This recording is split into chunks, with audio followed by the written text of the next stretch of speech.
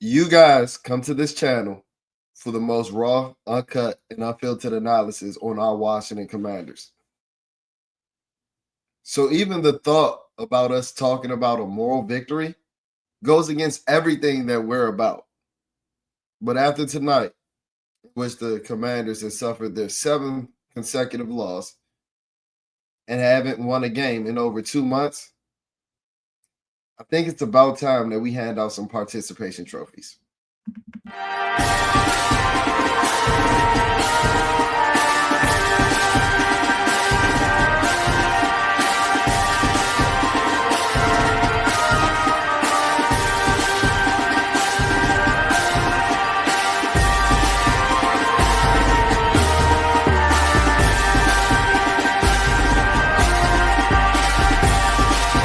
What is up, guys? Welcome back to the channel and welcome back to another episode of Bleeding B&G. Feels like it's been a while since I said that, huh?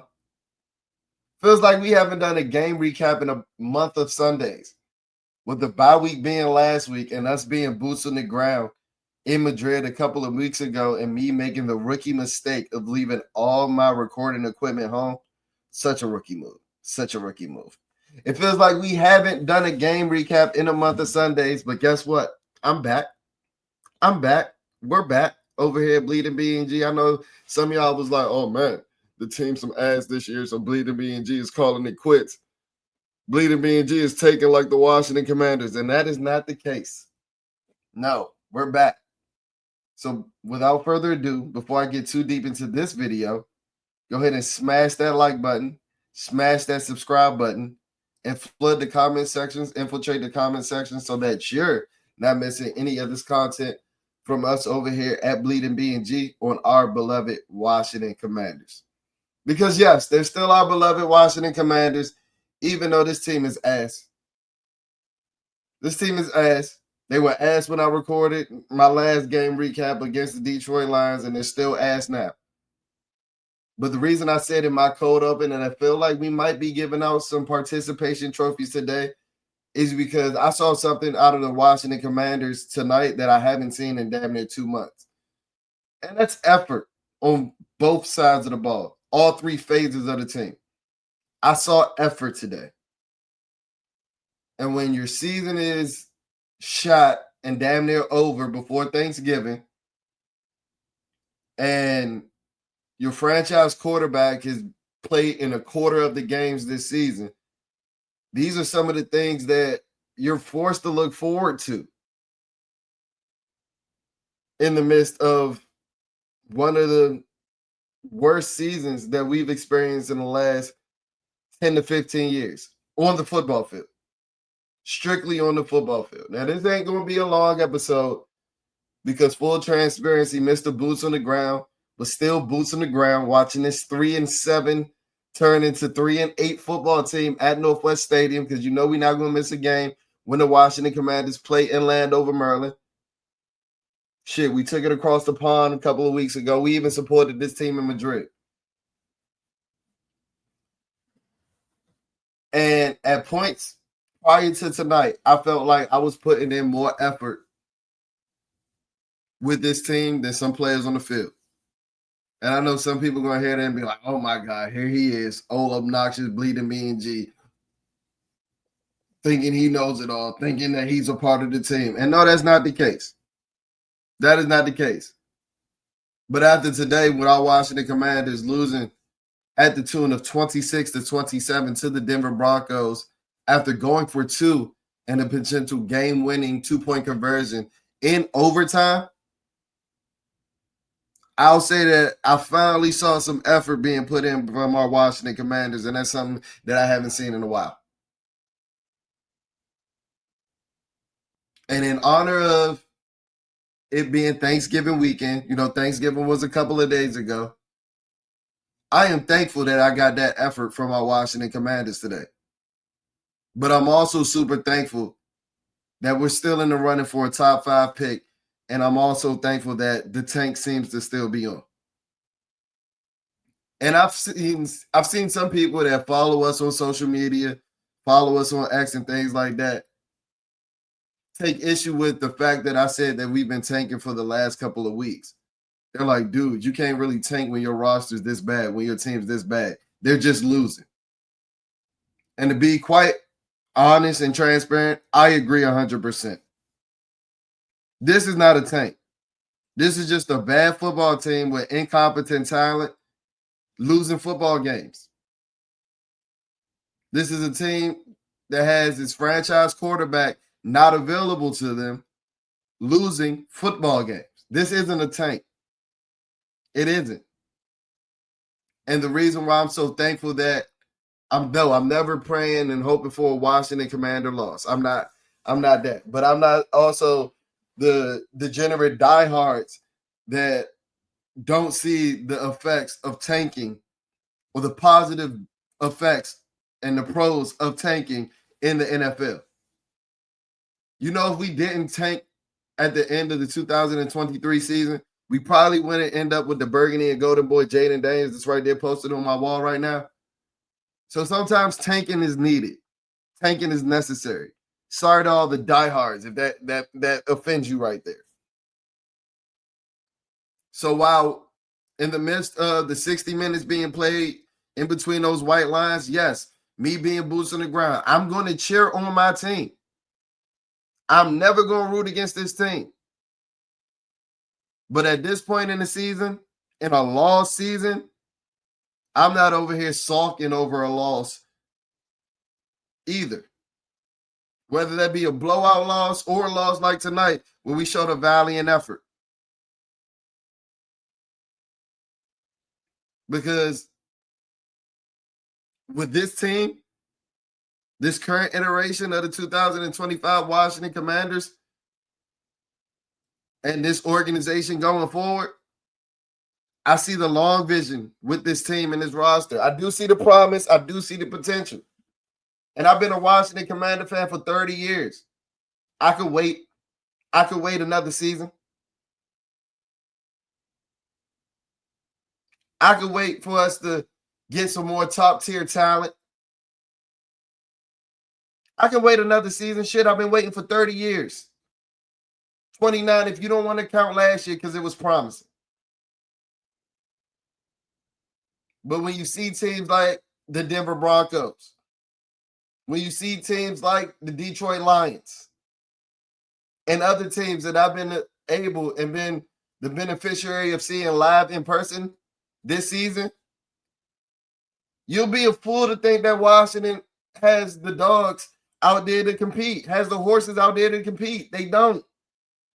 They don't. Marcus Mariota accounted for 350 yards today between passing and rushing. He accounted for 350 all-purpose yards today. He had an outer body experience. But it still pales in the comparison of what this team looks like when that guy, that burgundy and golden boy, Jalen Daniels, is under center. Because you still get the stupid intentional groundings, the dumb interceptions, the hero ball plays, like he back at Oregon, better than everybody on his route, en route to win the Heisman for Marcus Mariota. You still get those type of boneheaded plays. So even with him accounting for 350 all-purpose yards, there are still moments in the game where you're like, damn, wouldn't it feel good to have our franchise quarterback back at the helm, back under center? And while I'll be one of the first ones to admit, early in the season, after he sustained his second injury, and initially right after he sustained his third injury, the elbow injury in the Seattle Seahawks game, I was one of the first ones to say, hey, man, shut Jalen Daniels down for the season. It's going to be draining with Jalen Daniels on injury watch week in and week out. I was saying that after week 2. I wasn't saying shut him down for the season after week 2, but I'm saying having to watch Jalen Daniels on injury watch and be on Jaden watch week in and week out, that was going to become draining. And guess what? I'm drained. I'm drained. And while after the Seattle Seahawks game, my initial reaction was for us, or for I wanted us to sit him and put him on ice for the rest of the season. I've done a full 180 on that viewpoint. I've done a complete 180. Jalen Daniels needs these reps. And just like I talked about this incompetence talent on this roster just a couple of minutes ago, I don't think we got the 2024 magic where Jalen Daniels is simply going to be winning games in spite of this roster. I don't think we have that. So I can't even guarantee us to win any game, even if the Burgundy and Golden Boy Jalen Daniels is at the helm. And that's okay. It's a lost season. We got to call a spade a spade. We got to call it what it is. I don't give a damn if we win another game, as long as you give me some effort that we showed today. If we can play our next 5 games with the amount of effort that we had today and still lose, it is okay in my book. It is okay in my book. The only things that I will kind of change or flip the script on going into these next 5 weeks as opposed to tonight is I'm still going to give some of the younger guys on this roster a chance to evaluate them to see if they're going to be Washington Commanders in 2026 and beyond. Because the jury is still out on some of these guys, even after the night. Because while he was productive, I could have done without 10 receptions for 106 yards from Zach Ertz. Because I'm fully expecting Zach Ertz not to return next year. So if I'm preparing for the 2026 season, I need to see what Ben Sinnott got. Shit, we saw Kosi Yankov catch a pass today. I can do without us spamming 30,000-year-old Zach Ertz at this point, even if he was productive. Because he still showed you reps where he was allergic to the sticks and not getting the first down, and he still had a huge drop at the end of regulation. I know we did end up going into overtime, but who's to say that drop? I know we did end up getting the first down, but who's to say that drop didn't take us away from potentially winning that game on that drive? The play calling might change. We got more time on the clock. Who's to say? But I ain't mad at it because Zach Ertz is clearly down for the tank. He gifted the Washington organization for next year, and we don't even plan for him to be here. I told you we giving out participation trophies today. Terry McLaurin looked like a real wide receiver 1 today, going against an elite cornerback in Patrick Surtain. He looked like a different player. Terry McLaurin's out there, bitch, looking lean, looking fast, looking spry. A complete difference from what we saw early in the season. It's almost as if he started the regular season out of shape because he held out of camp all summer. It's almost like what we've been saying at Bleeding B&G has held true. Because as we said before, we are Terry McLaurin fans over here. So to see him have the game that he had today, I was in that joint doing Terry McLaurin sellings. I know somebody done doxed me, got me on the camera looking crazy, ready to post me doing my Terry McLaurin mass selling. But we are Terry McLaurin fans over here, but we got to call a spade a spade. We wouldn't hold up to our reputation of being the most raw, uncut, and unfiltered analysis when you're watching the Commanders if we tell you that Terry McLaurin is top 5 like most of the fan base want us to. But I'll tell you what, it's clear as day that he's the wide receiver 1 for the Washington Commanders. He's the wide receiver 1, 2, 3, 4, and 5. Because Deebo Samuel, whatever he gave you at the beginning of the season, yeah, that shit's long gone. He out that bitch looking every bit of pregnant. I don't want to hear him blaming the pneumonia this year. What was it? The heel injury that kept him out of 1 game? Because I don't even know how he ended up with 5 receptions for 64 yards. Debo Samuel create about the same amount of separation as me. He made Terry McLaurin look like Justin Jefferson as far as creating separation. He made Terry McLaurin look like prime Stephon Diggs as far as creating separation.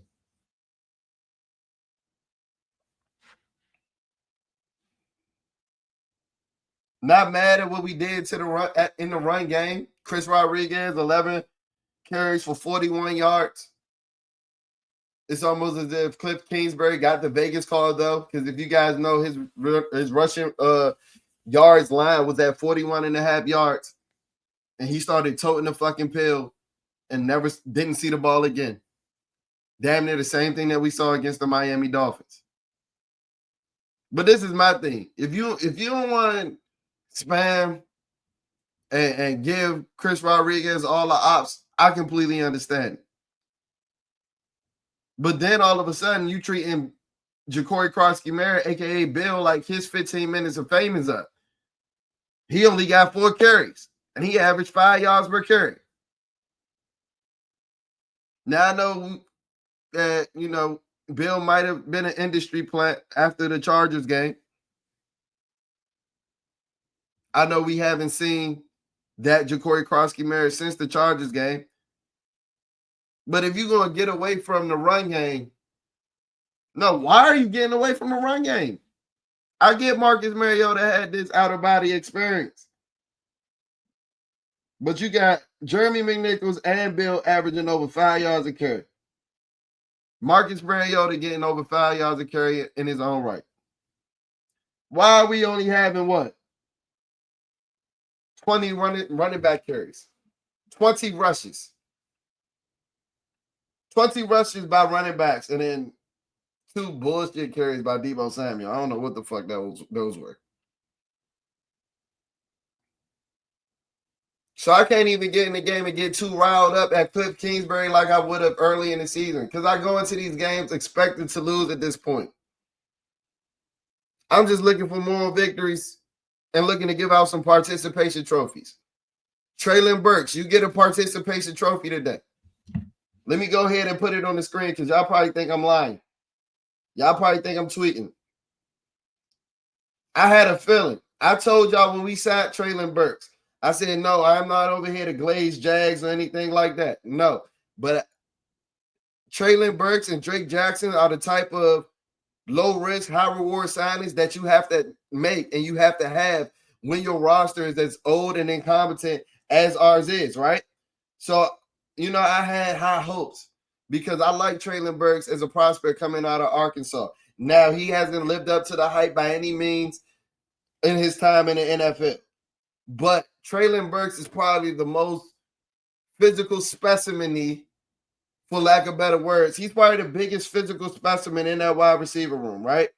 And I think pairing him with a guy like Jalen Daniels is going to unlock his time. But shit, Marcus Mariota unlocked his talent today. That nigga invoked the ghost of OBJ on Sunday Night Football. He had on the 13 as well. And I felt it in my bones. Y'all go ahead, look at that screen. I said, Treylon Burks scoring today.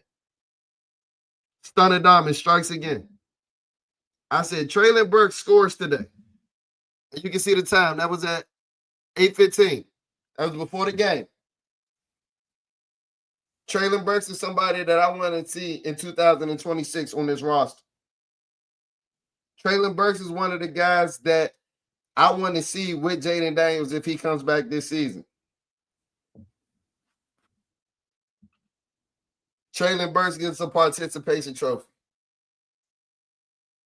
I was ready to give Josh Connolly a participation trophy because y'all say that I'm harsh on him over here on the channel when I'm just being honest that he ain't played great football. He's gotten better in recent weeks. Y'all get mad at honesty, though. You know how the Commander fan base rolls.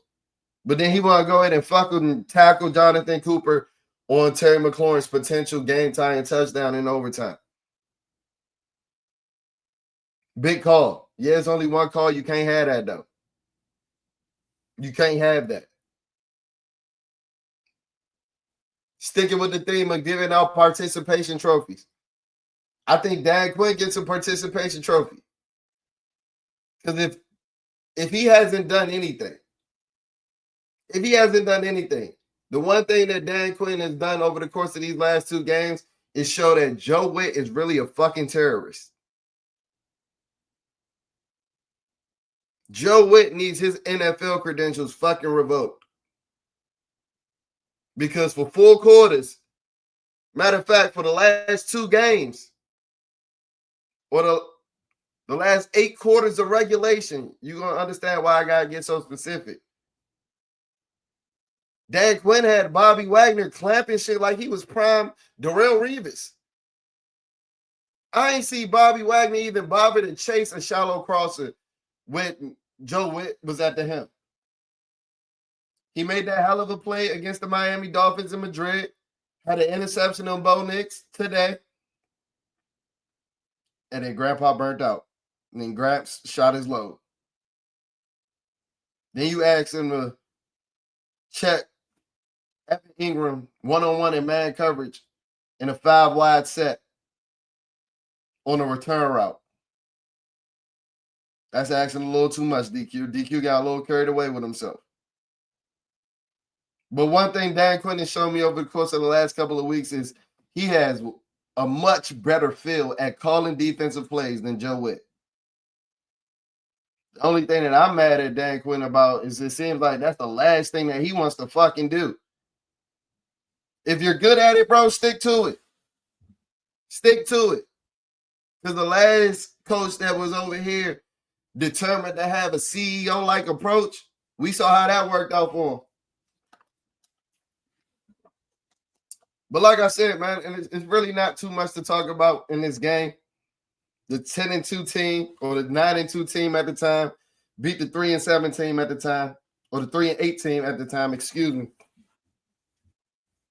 The Denver Broncos are just a better football team.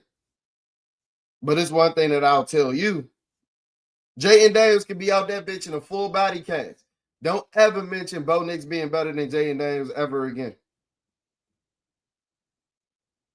This porous ass, historically bad defense had Bo Nix skittish in that pocket today.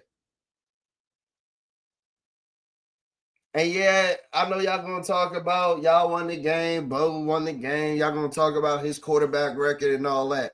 Well, guess what? As I said at the beginning of this video, we over here looking for more victories at this point.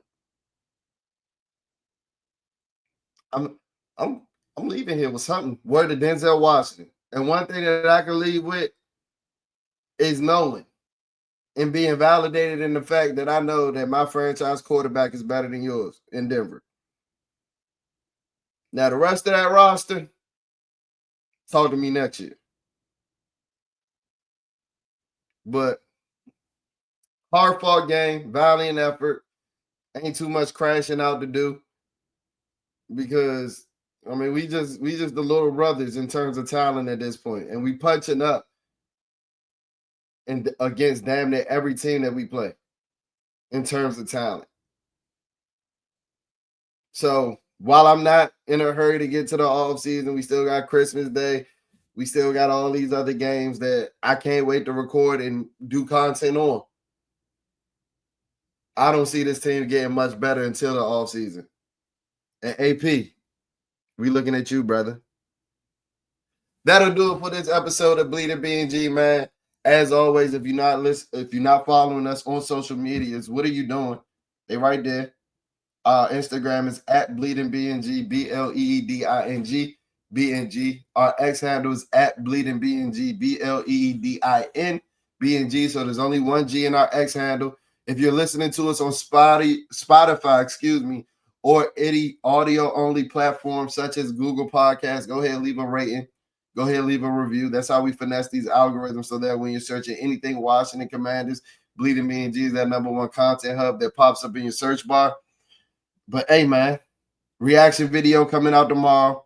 Vlog coming out at some point this week. We back fully fledged in the saddle, and we looking to finish out this season strong, like Jalen Daniels, hopefully. I'll check in on y'all on the flip side. Peace.